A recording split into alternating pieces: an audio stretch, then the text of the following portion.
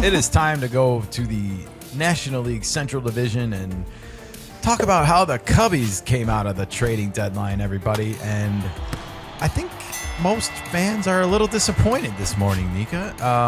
The dust has settled, and the Cubs did add. And as we'll see at the end of this, they did improve their odds in the baseball projections world when it comes to the playoffs and the postseason and the World Series this year. But I feel like a lot of people are left scratching their heads a little bit, and I hope the Cubs didn't pull a Baltimore Orioles type blunder here and hold on to their draft capital too long, because we've been talking all year about how they've had a logjam of outfielders, and there's guys that are major league ready that are not on the roster right now. And of course, they went and got Kyle Tucker. They gave up one of those major league ready outfielders for him, Cam Smith, who is starting on the first place Astros, by the way, in the American League. And they also gave up Isaac Paredes, who up until recently was like the leadoff hitter for the Astros. He unfortunately just tore his hamstring and he is out for the season. They also gave up a pitcher, Wisniewski. So the Cubs gave up a lot to get Kyle Tucker, and maybe you would left wondering, did they need to, Well, true, but do you think that now, as the dust settled, do they have a buyer's remorse with the Tucker, that they feel like they gave up too much, and that's why they didn't want to give I their just chips feel away?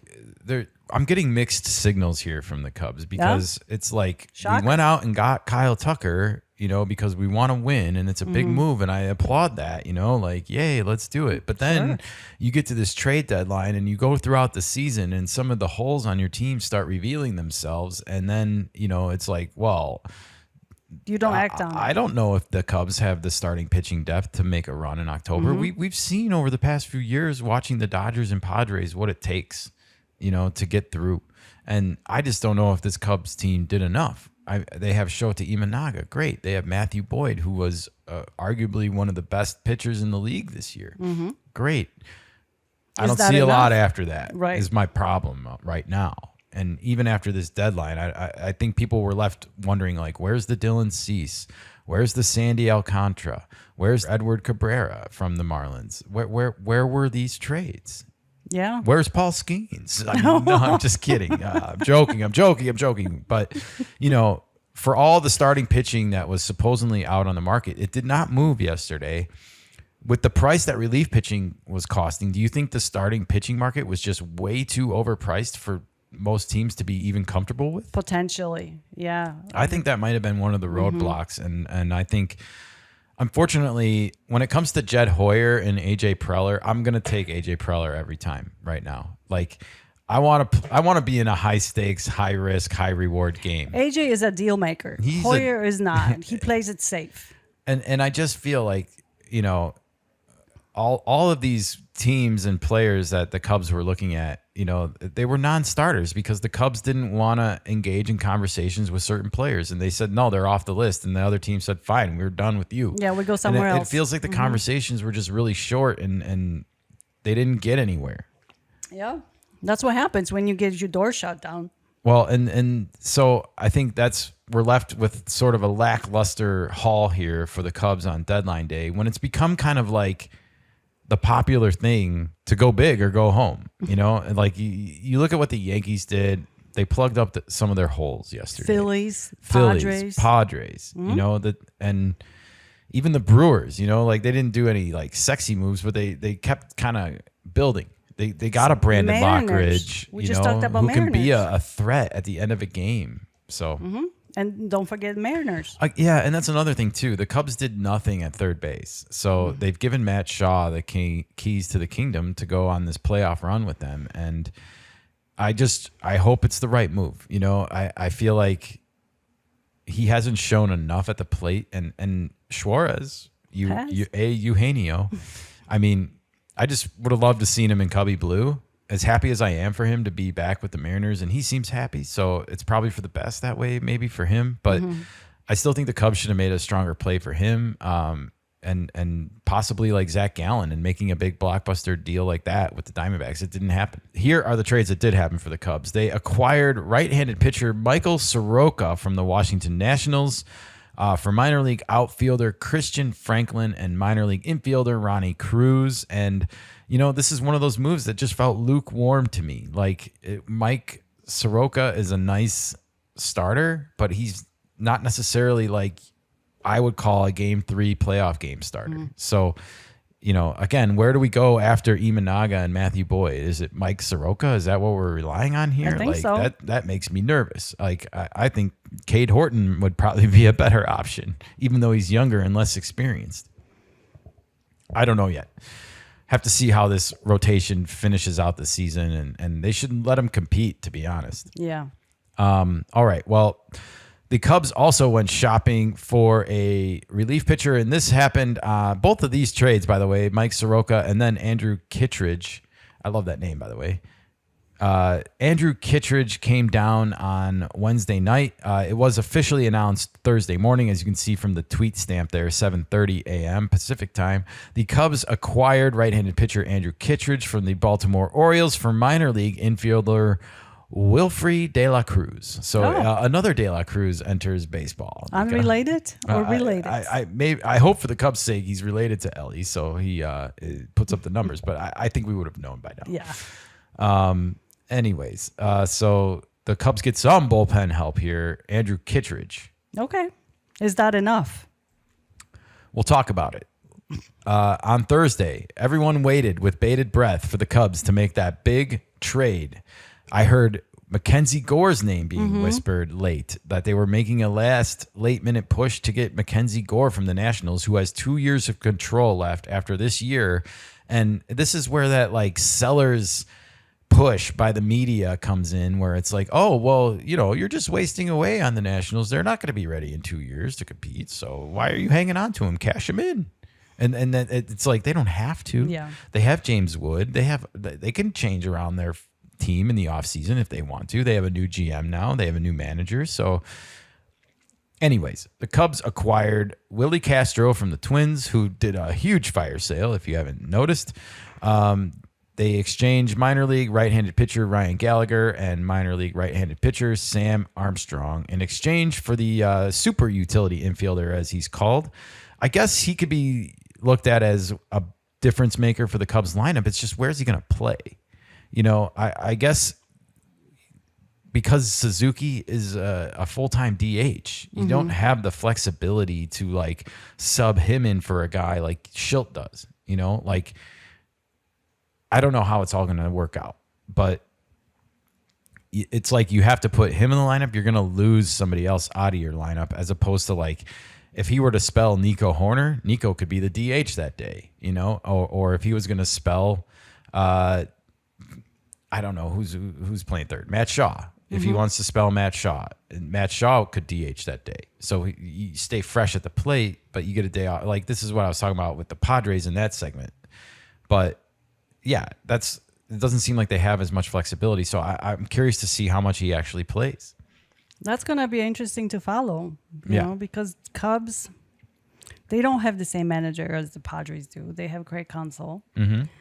And his managing style is very different. We'll wait and see how much playing time Willie gets. I hope we see him. He's an impact player, but I wonder where the space is for him right now. Yeah. So it'll be interesting to see how he fits in. And last but not least, Taylor Rogers comes over, actually from Pittsburgh. He was flipped from the Reds to the Pirates the day before, and then the Cubs turn around and got him from the Pirates right before the deadline expired yesterday.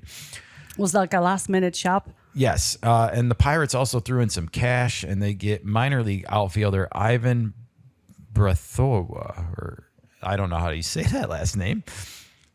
Brethower. What a thrower is! That's a great last name, Bree Thrower. Oh, very fitting for the baseball. I'm gonna say thrower, even if it's not how you say it. Like Bree Thrower has to be the pronunciation. Okay. New moniker. Also, you'll see in this note, Ryan Presley was designated for assignment. He is gone from the Cubs, folks.